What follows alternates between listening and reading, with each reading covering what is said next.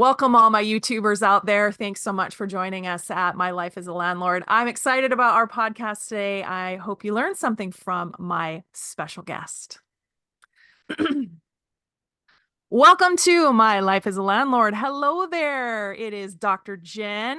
I am so excited you've joined us today. I have got an amazing guest with me today for my other Salisbury adventure topic. Captain Dave Forman, Deputy Commandant of the US Naval Academy, and my classmate from United States Naval Academy, class of 1998. Welcome, Dave. So happy you're here. Thanks, Jen. Yeah, good to be here. So I have to chuckle because I'm wearing my Navy shirt. You've got your Navy garb on, and I know my Canadian listeners go, yeah, okay. So what? So what's this Naval Academy all about? The US folks will probably know, but maybe our Canadians may not. So let's just go basics. What's the Naval Academy all about, Mr. Depdont? Yeah, sure. The Naval Academy is one of the three main service academies. The Air Force Academy is out in Colorado Springs. West Point is in New York to get into the Army. And then the Naval Academy here in Annapolis, Maryland, is one of three ways to become a naval officer. So it's 4 years here. You get your graduate degree and commission on the same day when you graduate. You have also the Reserve Officer Training Corps, where you go to a civilian university, you have classes a couple times a week, and also get a diploma and a commission at the end. Or you just go get a degree somewhere. I haven't had the Navy piece of it yet. And then you go through officer candidate school for a few months and get a commission that way. So this is the most intense. It's a rigorous program. We take up a lot of your time, and but you also get a lot more experience and exposure because you're living it and breathing it every day that you are here, and most of the summers as well. So as a classmate, 1998 was a long time ago. And I know Time there's flies. yeah, time flies. I know, and there's a few changes, but when we were midshipmen, the deputy commandant was now General Bolden, who became an astronaut and all kinds of fun things, and now you're the deputy commandant. It's sort of like we've grown up. Tell me about being the depdont and what's the difference between all the other jobs there? Yeah, it's a little surreal coming back 25 years later, and that we are now them. How did that ever happen? It seemed that they seemed untouchable at the time, and we looked up to General Bolden, at colonel to us at the time, but still, he was just like a god. And I will say I still look up to him. I saw him at the Army Navy game. If we talk about that later, so I've seen him, and then we also our other Captain Farrell and Captain Sneed. I've had lunch back in King Hall, our dining facility, with each of them. So nice closing the loop with them. So the first couple of times when I found out I got it, you're in the kind of disbelief, but that goes by relatively quickly because the job takes you over, and you do the day-to-day business, and you don't have time to think about, wow, I'm the depdont now. So it's also, I've been super lucky that this is my second time back. I did about halfway through my career about a decade ago. I was here working for the superintendent. So I'll explain that position in a second, but I was the flag secretary. So I saw all the paperwork and got to see the place operate as a graduate at the institutional level. And now I'm just in one piece of it. So the superintendent is equivalent to the president of a university. He, and soon to be she, we expect Admiral Yvette Davis to be the first woman superintendent coming here sometime early next year in 24. So that's exciting. But so thus far in Naval Academy history, he, but soon to be she, responsible for everything that goes on in the Naval Academy, from admissions to conduct, alumni stuff, internationally, all the academics and all that.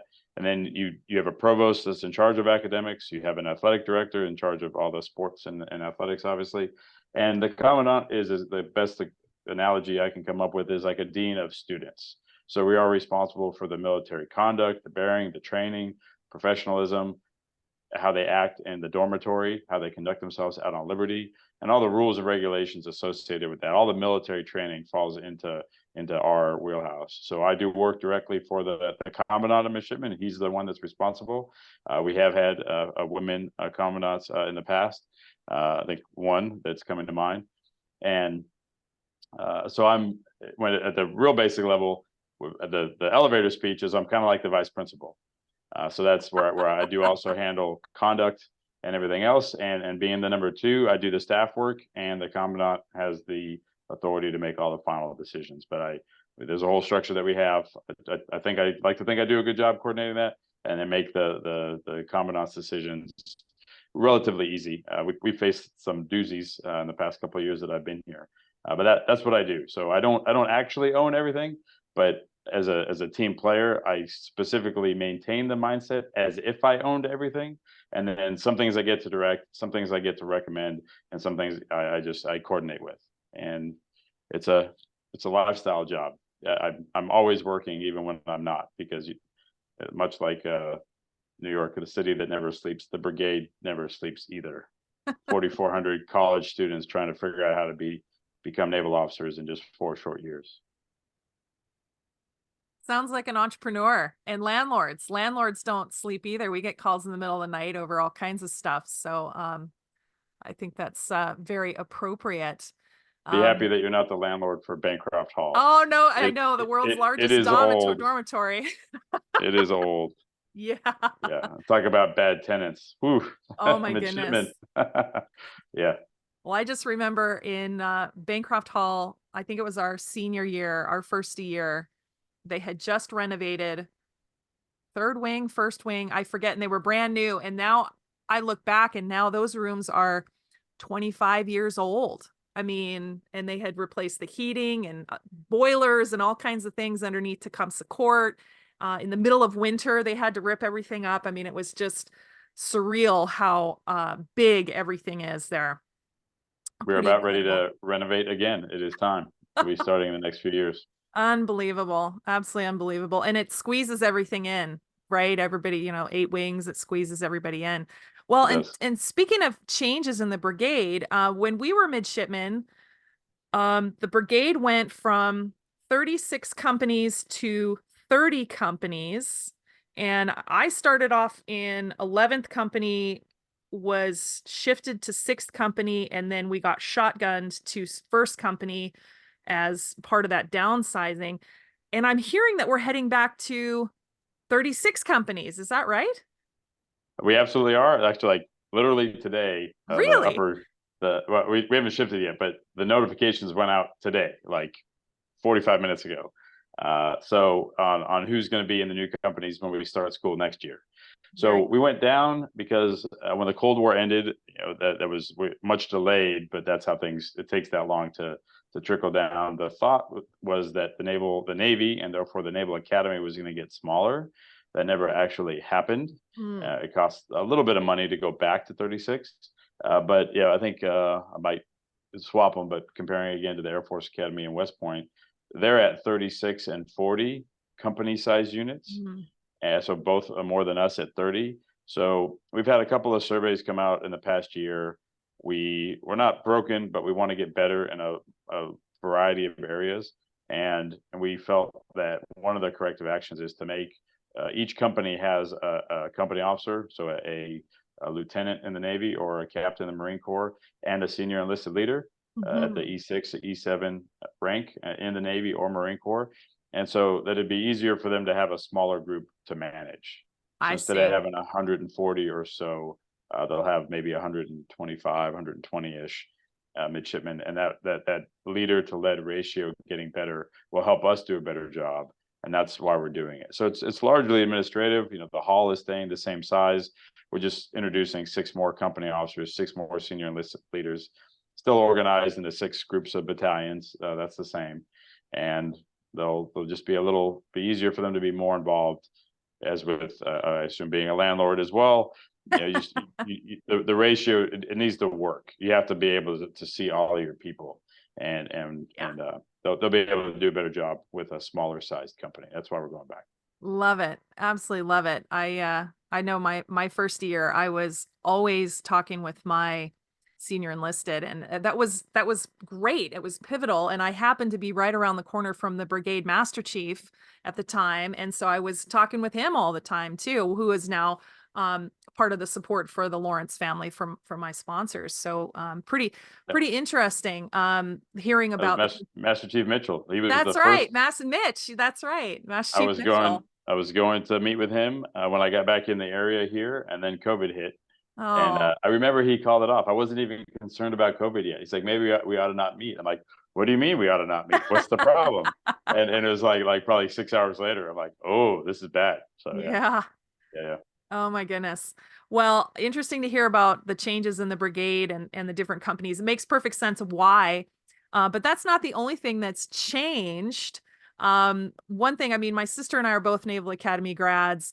I know that the ladies cover, the hats, they were different when we were midshipmen, but now everybody's got the same hat. The ladies wear the same as the men, and then the ladies' hairstyles now is ponytails and other such things. But what other change? It's not the only changes since 1998. I mean, I remember as a firstie, I had to go register for classes on a plebes computer because our Netscape was not not new enough, right? Because the internet was just coming.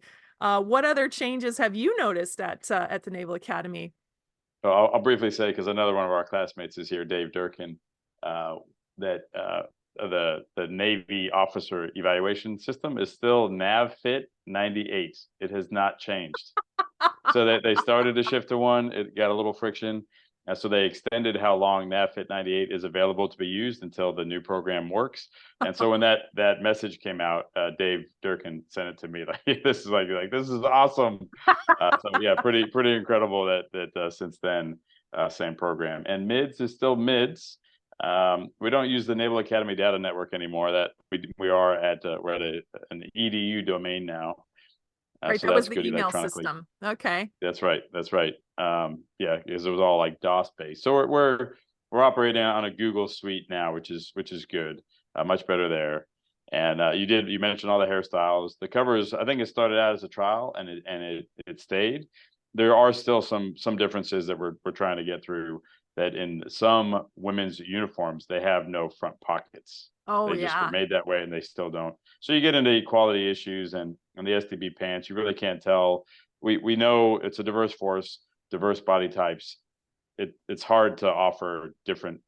There's only like one kind of pant for each, and it fits some better than others. So I know it's a source of frustration for some. So we're working on that. We have cell phones now.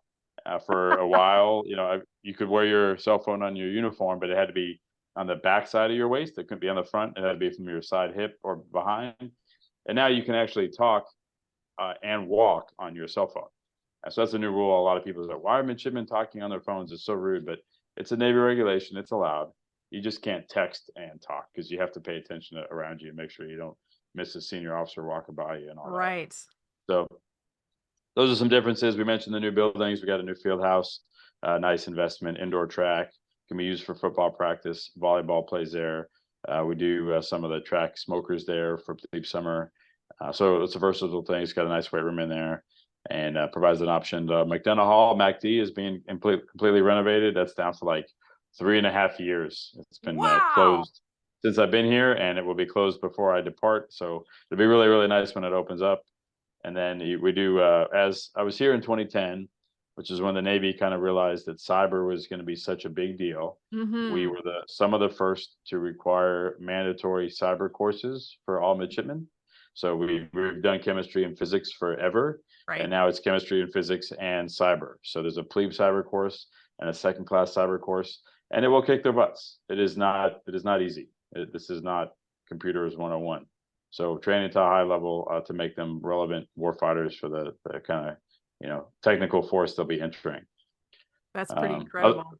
yeah, and other than that, just the richness of the programs. All the core functions of the Naval Academy are paid for by Congress and appropriated funds, and we do have a very generous alumni base, margin of excellence approach that do these things, and we'll just dress up the edges and take it from really really good to amazing for you with just a little bit of help from external funding. So that plays out a lot of ways. The opportunities for midshipmen for international travel, internships, uh, just the all the core summer training. That's all core Navy functions. But just so many things to get exposure to if they are wise enough and take advantage of it, which I think applies to anywhere you go.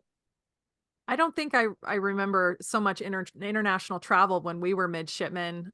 You had mentioned that you did one of your senior, one of your midshipmen cruises in the Med. So you did a bit of Yep. a bit of travel. I did not on my cruises anyway. Uh, Pretty incredible that the opportunities for training all over the world has just opened right up. You know, I have to tell the audience that in order that you and I could talk, I actually had to get screened by the public affairs officer, which I is totally expected, quite frankly, in this day and age. And so I had to go through all the questions I was going to ask you, and she outlined what I could ask, and not cross different lines. But one of the things that she mentioned was actually shocking to me, that because of all of the different expansions, including cyber, there's an additional 13 majors available now, and that's not a small number. That's pretty incredible for a military commissioning institution, that you can get this incredible education now too. Pretty incredible. No, I Yeah, agree, and I feel like I should know. I want to say it's 36 varsity sports also. So that's a lot. it is a lot, and just tremendous opportunities for midshipmen. And the nature of my job is because all the conduct, the responsibility for the conduct, the training, expectation management, and then the accountability when they fall short of what the standards we've set for them. I do see the worst of midshipmen, all the midshipmen, the problems, and that's my job, is to help and support them. And some make it, some do not. But then also we had a on Monday we started finals this week, and a lot of capstone projects and Trident scholars doing really amazing work. Yeah, we joke, as I'm not in academia actively right now, but even the titles of these projects are like, I don't know what you're talking about. I'm going to go on to the next poster. So I mean, we're all smart people. I actually did get some of it. Being a nuclear engineer in the nuclear Navy, one of our midshipmen was looking at modular reactors. Sorry, not that hard to say. And I knew everything on the poster. I mean, I got it. That's exactly what we do. And I was able to say, I said, this will help you in nuclear power school when you go. So it's just some of the other stuff. If it's not my field, the terms and terminology of some of the other majors can be difficult to understand. But really smart midshipmen doing amazing things, and they're also just people of character too. I mean, as you recall, I mean, that's being smart is required. I would say it's necessary, but not sufficient. You got to pass our physical readiness test, which the standards haven't changed. It's still tough. We do have some failures, and you can get kicked out for not passing our physical readiness test. And you got to have integrity and character. We got systems to catch that as well. So, and you have to have a leadership position. That's not a government mandated thing. That's a current commandant and me, that we've designated positions that qualify for leadership credit, if you will. We get more than half the class in the first semester, 600 or so out of a little over 1,000 midshipmen. And then if you haven't had one of those positions in the first semester of your senior year, it's thou shall have one of those positions your second semester. So you have to be responsible for somebody else's well-being and performance before you graduate from the Naval Academy, because that's exactly what you're going to be doing. Exactly. Kind of on day one when you report to your first unit in most cases. Absolutely. Well, and you and I both know that that's exactly what happens. It's pretty amazing. What's next for you? You're the Depdont right now. You're there for another little bit, and then what? So a very little idea through my career. Lots of rewarding tours, serving with submarine crews, a lot of rewarding shore duties, developing and then getting ready for follow-on submarine tours and all that. So I've been very fortunate to do that service. I think the thing about serving in the military in general is the clarity of mission and purpose with all the people that you serve with. And that I know that for some people find that on the outside, and that's awesome. It takes work to find that purpose, find that identity. And so I hope to be able to do that. I know I never thought about going into higher ed for my submarine career. Realizing in my time here, I do like it. It's a very clear mission. We're developing people to graduate and commission on time. And that's a challenging, it doesn't come easy. It takes work. And then on commissioning week, one of a previous deputy commandant, we connected before I took this job. I was getting some advice, and he said, go to every superintendent's garden party when the superintendent invites them over kind of 2 battalions at a time. It all pays off, because you'll see the midshipmen that maybe saw you for getting into conduct trouble, and you made them kind of made their life a little hard on them for a period of time to recover from their misconduct. But they're there with their parents. They're about ready to graduate, and they've made it. And the number, like I don't do it to get thanked. It's just the time and effort we put into developing them, and then that's when our job is complete, kind of one person at a time. And then we take about a month off in June, and then it starts all over again on induction day when we bring in the freshmen for plebe summer. So I have done that for 2 graduations, and that has been my experience. So how do I find that outside of the military service? Hoping to stay in higher ed. I like the growth mindset on a university campus. In an academic setting, you can audit all kinds of courses. You have a lot of really smart guest speakers come, plus the musical performing arts that you get to experience and all the competition on the athletic field. It's a good gig. I wouldn't mind sticking around. And even in my submarine career, I thought in my mind, I broke it down that you have the technical engineering aspect of a submarine and nuclear power. Then you have a tactical piece of being a 3D military problem of detection, approach, and attack, and weapons engagement stuff, which is not as heavy as engineering. It's still kind of math and science based, but just a different problem with unknowns. It's not strict procedural compliance because it's you and a potential enemy. That's another kind of full-time job. And the last full-time job was dealing with people and leading people. And so I liked all 3 of them. I think the one that I enjoyed the most and felt most comfortable with was leading people. So everything else was fine. I had some wins and losses in those categories, but it's the people piece. So by working on students and the ones that need help, and sometimes it's really easy, and sometimes you tell them not what they want to hear but need to hear, and you can tell like they're not happy with you for a period of time. But just like your own kids, they come around and they say, you know what, you were right. And that's what happens at those commissioning weeks when they finally graduate and commission on time.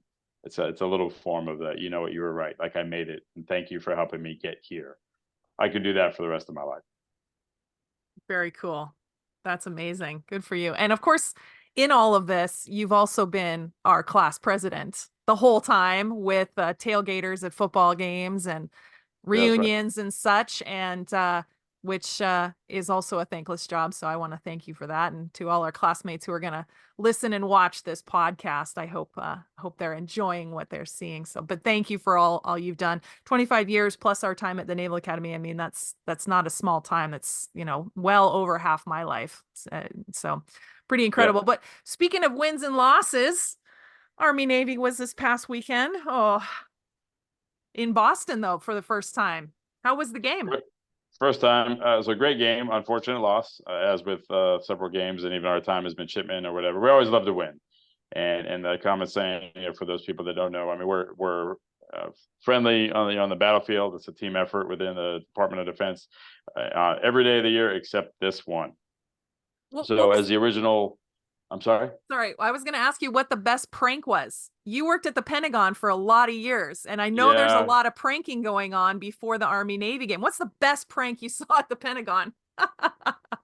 So I mean, it was actually pretty chill. Some of my time there was COVID and everything else. So and I was about to like joke. I mean, it's all fine. I was like, oh, like you said, pranks. I'm like, oh, don't go there, sore spot.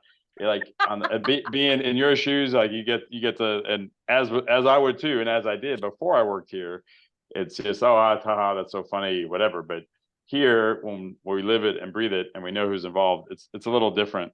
And we had some stuff hung up that we didn't agree with, and we had Oh, to go about that. So that's kind of not, it's some inside baseball. So it's what we do to hold midshipmen accountable. We are training them. They need to learn that average college stuff behavior doesn't fly here. And just mm-hmm. because it happened in our day, they might, oh, my aunt, my uncle, my mom, my dad, they told me they did this. Like, shipmate, that was like 35 years ago. Like, it's not okay anymore. You can't do that. It's a different Navy. It's a different society.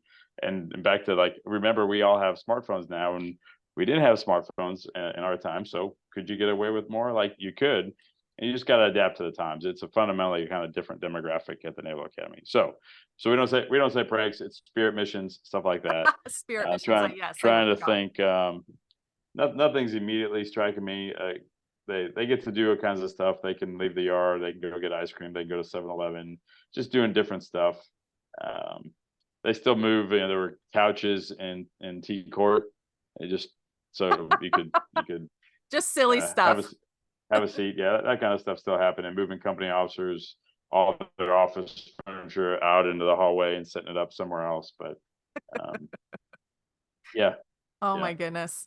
Well, that must have been a big caravan of buses to get all of the midshipmen up to Boston. And, the ball was run up there. I think that's pretty incredible. And next year's game is in Washington, D.C.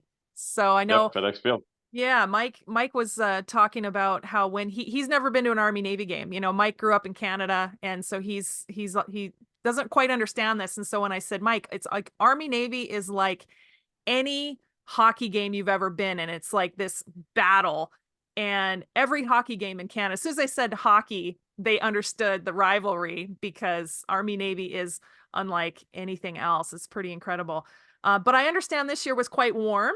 Usually it's freezing. Yeah, so it was, I'd say, cool but not cold. So we got very, very lucky in that sense. I mean, we wore our officer O coats, which do keep you warm in pretty cold weather, and arguably maybe they weren't required. I'm sure some people actually got warm and hot wearing them. So that was nice to not freeze our butts off. And then, just explaining a little bit of, like, as soon as you're introduced to the Naval Academy, I mean, as you remember, I mean, we end our blue and gold, our alma mater, with Beat Army every time. We're doing, like, we're gonna do 20 push-ups for physical training, and then we do 20 push-ups, and we do one more to beat Army. So it's all the time. And, like, we joke about, like, Air Force is just this third wheel. Of course, we like to beat Air Force too. But the only true rivalry is Army Navy, and there's nothing else like it. So That's uh, right. Oh my yeah. goodness. Well, what else do you want to talk about? Have we covered it all? Did I miss anything? No, I mean, it's been here. When I first got to the Naval Academy, I got asked some questions about what's different, what's changed, and my immediate things. We're always trying to get better, but it's a fundamentally sound place. It's a great place to be. A lot of people just working on self improvement. They go on to do great things in the Navy and Marine Corps, and a lot of things, like just being good people on the outside, doing good things for their community, serving in other kinds of ways. And it's just a real honor to be a part of that, and the small little piece that I play. So it's a great staff working here, and I hope people enjoy hearing about it. And I think, if for young people who are looking for something to do and have that desire to serve, I'd be hard pressed to find a better place to go and get trained to do that. We Hmm. talked about the Naval Academy is a transformative experience. We had some outside entities kind of come evaluate us. A lot of colleges, you will get an education, you'll learn some things, but you're probably, personality wise, going to be pretty similar to how you were when you came in. Some people will have some deeper experiences or not. The Naval Academy will. We're gonna, if you have holes, you have flaws, you have weaknesses, the pressure of this place is gonna find them. And if you're ready to face that, which is a positive thing, because we don't try to break you down, we find them, and then we have the tools here to fix them and to support you. The amount of resources, from mental health to academic to physical, are just incredible, second to none. We are all in on supporting our midshipmen. So it's just a really neat experience. We always want more people, lots of applications. It is competitive, but if you have a diverse background, you've done, reasonably well academically and physically, I'd definitely give it a shot. Fantastic. Fantastic. Well, to my audience, listeners and watchers out there, everybody knows that I always include a call to action. And Dave, you and I had talked about, what should that call to action be? We're just sort of doing this other topic. This isn't a landlord topic. This is just an other topic. And you and I had talked about maybe asking when you see a veteran to share their story, and many people in the US, they wear the hats that will say, that they were a veteran, Vietnam veteran, or a ship that they served on, or that their son or daughter is in one of the services or something. And or in Canada, they do wear hats, but they also wear poppies, especially around early November, leading up to Remembrance Day, which is also on November 11th. And I think the call to action with all of this is ask the story, because I think that they are eager to share, which is why they're wearing all of that. Wouldn't you agree? I do. I do. I mean, it's people join the service for a variety of reasons, and I think it's the Naval Academy starting out was a transformative experience. Certainly for me, I assume you feel close to the same, but also continuing to serve is going to do whatever it is that whatever branch it is that someone joined. Going, preparing for the missions and building the teamwork associated with that. It's meaningful, and it's hard to replicate when it's time to no longer do that, whether or not you do kind of one length of service, one enlistment, or just a few years as an officer, or much longer. That sense of purpose and belonging can create a void, and I think those people would be happy to recount their experience while they were in the service. Love it. Love it. Dave, thank you so much for joining me today. Absolute pleasure having you on. Really excited that we were able to finally put this all together. This has been a couple months in the making, so thank you for that. To all my listeners out there, if you've got comments or questions, please go to our website, www.mylifeasalandlord.com. All kinds of free resources on the website, and join me for next week's podcast, What to Do When Your Rental Is Not Renting, because we are back to landlord topics. Dave, thanks again. And hopefully I'll see you in Annapolis soon.